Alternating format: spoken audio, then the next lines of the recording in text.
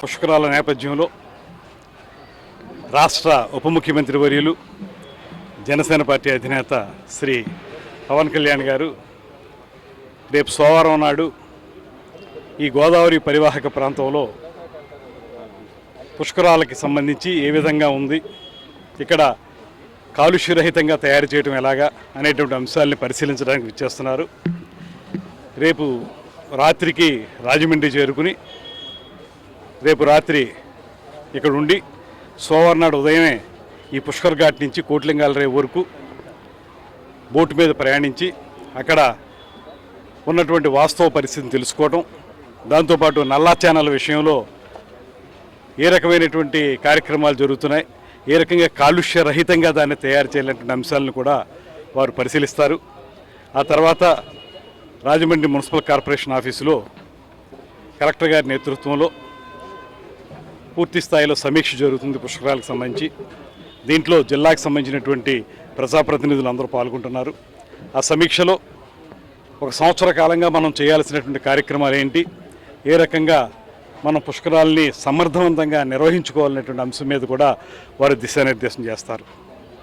దాంతోపాటు ముఖ్యమైనటువంటి అంశం, ఇవాళ గోదావరి ఎంత అద్భుతమైనటువంటి నది అయినప్పటికీ కూడా కాలుష్యం అనేటువంటిది కూడా పెద్దగా ఉన్నటువంటి సందర్భం. దాంతోపాటు కొన్ని ప్రధానమైన అంశాలు నల్లా ఛానల్ విషయం కానివ్వండి, లేకపోతే వాటర్ వర్క్స్ కానివ్వండి, వీటికి సంబంధించి కొన్ని జాగ్రత్తలు తీసుకున్నట్లయితే ప్రజలకి తాగునీరు మంచిగా అందించవచ్చు అనేటువంటి ఆలోచనతోటి, దాంతోపాటు దీన్ని నేషనల్ రివర్ కన్జర్వేషన్ ప్రోగ్రాంలో పెట్టినట్లయితే దానికి సంబంధించి చేసుకునేటువంటి కొన్ని జాగ్రత్తలు ఇవన్నీ కూడా క్షుణ్ణంగా పరిశీలించడానికి వారు విచ్చేస్తున్నారు. దీని మీద ఇప్పటికే కలెక్టర్ గారు, జాయింట్ కలెక్టర్ గారు, అదేవిధంగా మున్సిపల్ కమిషనర్ గారు, అదేవిధంగా ఎస్పీ గారు దీని మీద ఒక కార్యాచరణను ఏర్పాటు చేసుకుని సిద్ధంగా ఉన్నారు.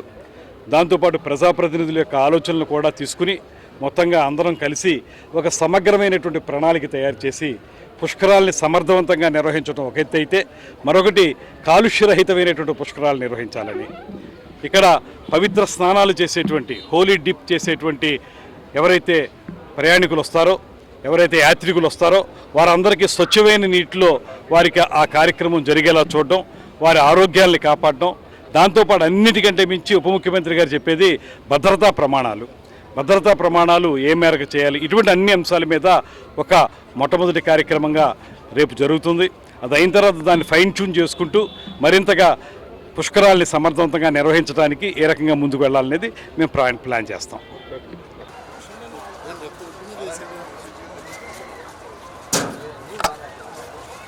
సార్ పైన నీళ్ళలో తీసుకుందాం వాయిస్